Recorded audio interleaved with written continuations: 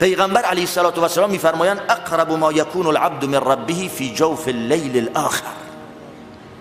نزدیکترین زمان ما یه جا داریم که نزدیکترین فرصت و موقعیت به خدا در حال سجده هست، اما از نظر زمان در 24 ساعت بهترین شرایط و بهترین فرصت و زمان در 24 ساعت، یعنی در شبانه روز که انسان میتونه در اون لحظه به خدا نزدیک بشه، آخر شبه. آخر شب وقتی که همه خوابن، حتی اعضای خانواده هم ممکنه نفهمن که عضوی از اعضای خانواده بلند می شود، وضو می گیره، ممکنه هم کسی بدونه، ممکنه یه وقتی هم ندونن. در اون دل شب بلند میشه، چون تنهایی است و خلوت است، سکوت و آرامش شب و نزول رب العالمین است به آسمان دنیا.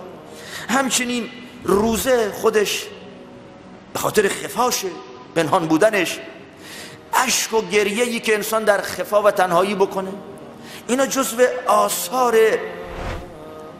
عبادت سریه. اما حالا بستر و زمینه خیلی فراوونه، یعنی ما انواع اعمال صالحه داریم که میتونیم یه مقدار به خلوت هامون ببریم.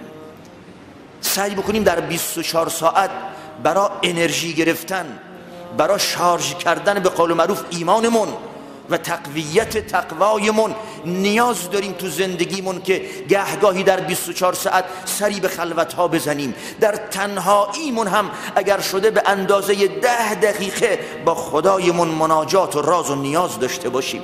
لذا انواع عبادت ها میشه انجام داد. یک نماز شب که اشاره شد بهش، الله عز و جل تمجید و تعریف میکنه از اونهایی که در آخر شب بلند میشن برای نماز خوندن. تتجافى جنوبهم عن المضاجع يدعون ربهم خوفا وطمعا ومما رزقناهم ينفقون فلا تعلم نفس ما اخفي لهم من قرة اعین جزاء بما كانوا يعملون. اینگونه تعریف میکنه و اینگونه هم مژده میده کسانی که پهلوهاشون رو از بستر و فراش نرم و خواب شیرین در دل شب، در آخر شب بلند میکنن که نمازی بخونن، عبادتی بکنن، الله عز و جل رو صدا بزنن، در حالی که هم امیدوار به رحمت و مغفرت الله عز و جل هستن و هم از خشم و غضب به خاطر گناهانی که کرده ان ترس و هراس دارن و از اون چه به اونها انفاق کرده، احسان کرده الله عز و جل بذل و بخشش میکنن. در پی این توصیه‌ای که الله و تشویقی که الله میکنه میفرماین هیچ انسانی نمیدونه که الله عز و جل به خاطر این کارها و به ویژه نماز شب و نماز تهجد و به خاطر بذل و بخشش چه چیزی برای او پنهان کرده در روز قیامت که وقتی ببیند دل او خنک میشود، چشم او روشن میگردد به خاطر این کارها و اعمال صالحش. تشویق میکنه الله عز و جل. همچنین پیغمبر علیه السلام در همین راستا میفرمایند علیکم بقیام اللیل فانه دأب الصالحین قبلکم.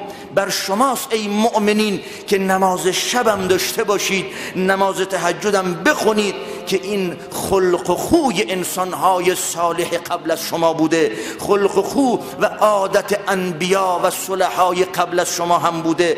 و این قیام اللیل قربة الی الله، نماز شب مایه نزدیک شدن به الله عز و جل هست، هم در دل شبه و هم در خلوت و تنهایی است و هم سجودی که در اون دل شب و نماز شب هست چقدر انسان رو به خدایش نزدیک می کند. و منهاتون عن الاثم، انسان رو از گناهانی که می نالیم ازش مغلوب هوای نفس شده ایم، احساس می کنیم اسیر وساوس شیطانی هستیم، برای رهایی از هواهای نفس، برای رهایی از وساوس شیطانی و نجات و خلاص و رهایی از فتنه ها و گناهان، یکی از بهترین راه ها و علاج ها و درمان ها نماز شب است، قیام اللیل است که انسان را از گناه باز می دارد و تکفیر للسیئات، مایه تکفیر و جبران کردن و کفاره گناهان است. و حتی به مصلحت مادیش هم اشاره میکنه و مطردتون للداء من الجسد، و حتی دردهای جسمانی رو هم از شما دور میکند. بهت نشاط میده، بهت سلامتی میده. عکس اون چیزی که ما امروزه داریم، بیدار موندن در اول شب و خوابیدن در آخر شب، جز این که بر خستگی، بر هموم، فشارهای روحی، روانی و جسمانی افزوده بشه، هیچی در بر نداره. خواب روز اگر 10 ساعت باشه، به اندازه 2 ساعت 3 ساعت اول شب خوابیدن هم نمیتونه تأثیر مثبت داشته باشه. ما کاملا حالتمون دگرگون شده. نشستن تا آخر شب یا تا نصف شب و خوابیدن در آستانه نزول رب العالمین، اون وقت حالا وقت خوابیدن ما شده که وقت بیدار شدن است، وقت راز و نیاز کردن است، وقت اینه که انسان دل و وجود و ذهن و همه چیزش رو به الله بده و به خداش نزدیک بشه و خودش رو از عذاب دوزخ نجات بده. برای مشاهده ویدیوهای بیشتر به کانال یوتیوب مفلحون سر بزنید، مشترک بشید و منتشر کنید، اجر ببرید.